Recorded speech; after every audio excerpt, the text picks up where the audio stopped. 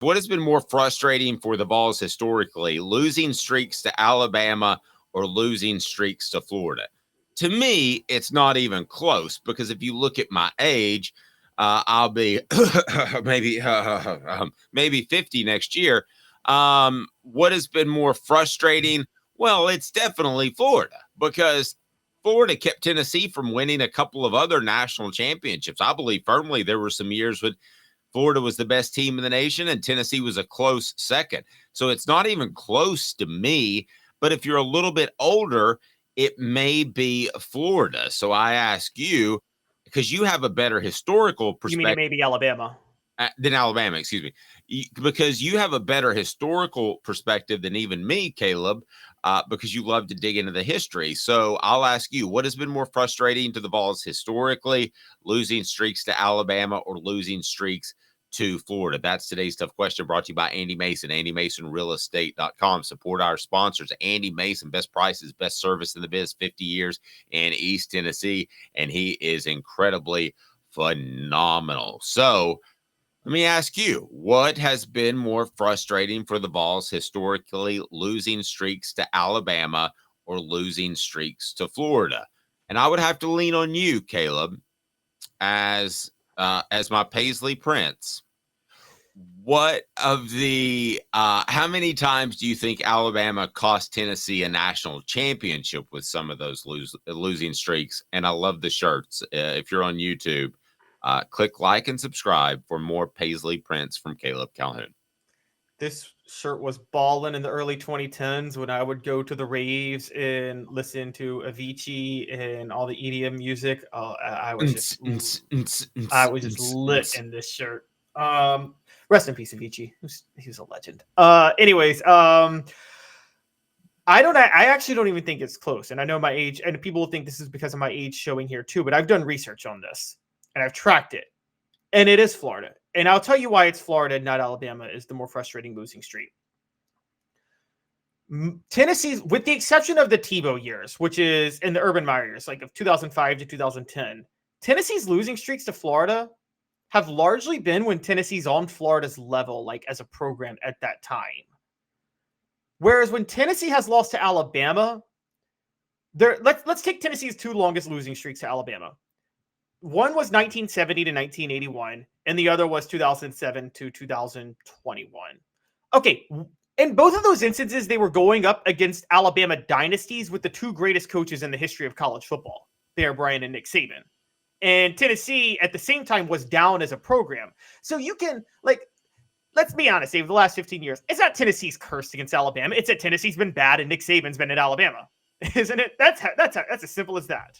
True. And it's been, if you want to go further back, Tennessee has been going against a Paul Bear Bryant when at times they were down.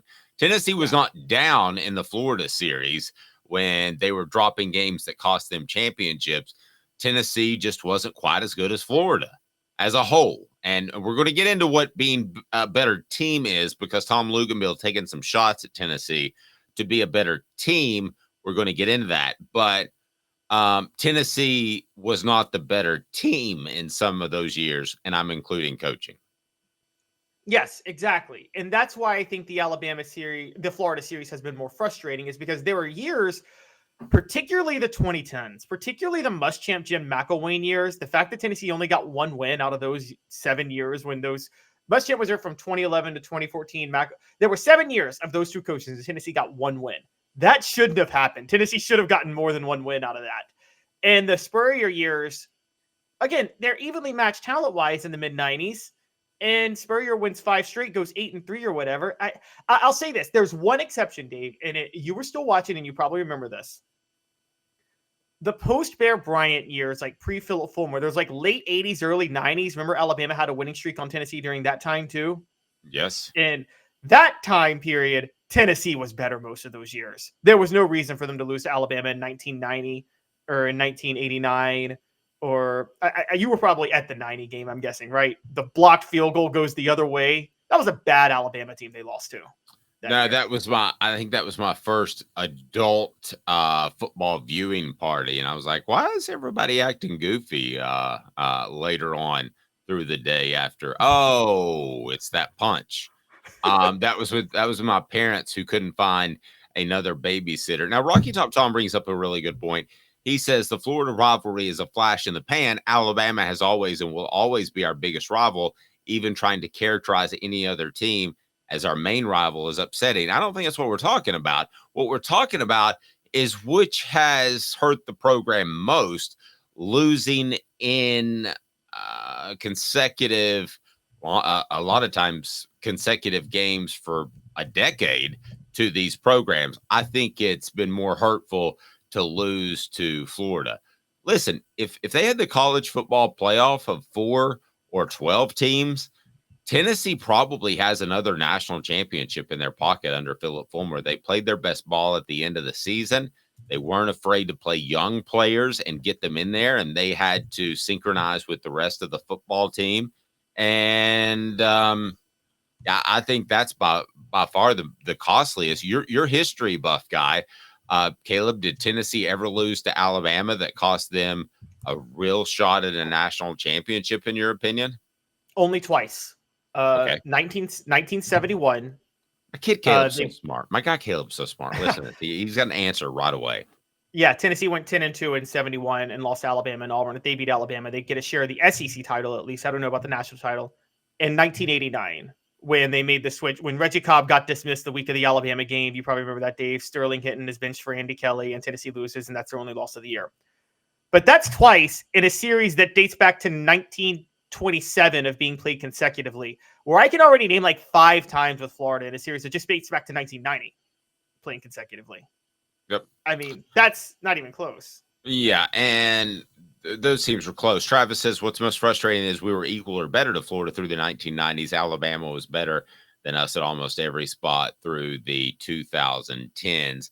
I would agree with that. In the 90s, if you want to talk team, not roster, the reason Florida won a lot of those games is because better coaching from top to bottom. So when you include that as a team, I would say yes, that Florida was the better team during that time. But again, all kinds of great comments on Caleb's shirt. You say Paisley, I say Amoeba. So it also, I want to point out that it's we got to point this part out, which is, yeah, it was better coaching in the 90s. Now in the 2010s, it was Tennessee had worse coaching because it was bad coaches on both sides, and Tennessee had worse coaching. And let's just take this year as an example. Tennessee lost to Florida already. If Tennessee loses to Alabama this weekend, which loss is going to be more frustrating at the end of the year? It'll be Florida because they should have beaten Florida. They're the better team than Florida. If Tennessee plays Florida right now, Vegas is going to favor them by 2 scores on a neutral field. Yeah, I agree. Rocky Top Tom says, I say single cell paramecium. You've got to see this shirt if you're on YouTube. By the way, hit that like and subscribe button. We greatly appreciate that. And turn your notifications on. We've been dropping things like crazy on our audio platforms, including the Celebrate 98 stuff. So it has been an incredible month of growth for us, and we can't thank you enough. Tell a friend. We greatly appreciate that. And we're people keep making fun of Caleb's shirt. It looks like Prince got my shirt, guys. Yeah, it looks like Prince got food poison at Waffle House is what it looks like. But if you want a Fred White autographed book, you can now order that at offthehooksports.com. The Celebrate 98 series, the untold stories behind Tennessee's 1998 national championship. Can I share something? Because I consider you guys friends. You were the first to get on board, the Toms, the Travises, the Smoky Mountain Reds, Orange Bloods, and all those guys. So I called my publisher yesterday, and we get quarterly updates as to how much goes through Amazon. So the books sell through Amazon, but I sell them on my own because Amazon takes like 80%. It's ridiculous. And I was like, I mean, that's not the point of doing this. And I want to do autographs as well. And so I discovered I figured out the way of doing the online store, which is at offthehooksports.com. Please buy a book. It's almost Christmas season, and they're tougher to get this time of year. But so the publisher says, well, I wanted to let you know it's in the top 10 of our books sold that we published recently. I was like, can you give me any ballpark as to what that means? How many books? And he said, nope, Amazon won't tell us. You know how frustrating that is, Caleb, to get a little tease. I guess it's like a strip club or something. And get a little tease, and then you're like, nope, you're not getting the whole thing, though. You're not going to get told. I said, can you ballpark me? How many books? He goes, nope. Not for about 4 more business days. But I want to thank everyone. And if you have the book, this would mean a lot to me. Buy it through me so I can autograph it. And Travis says that's terrific, though. Thanks. And thank you, Travis. And I know you were one of the first to buy it. If you do want to leave a review on Amazon, it pushes the book out there even more. But any dollar we don't I need make, to send. We don't need to pay Jeff Bezos to go back to space for no apparent reason whatsoever again. Thank you.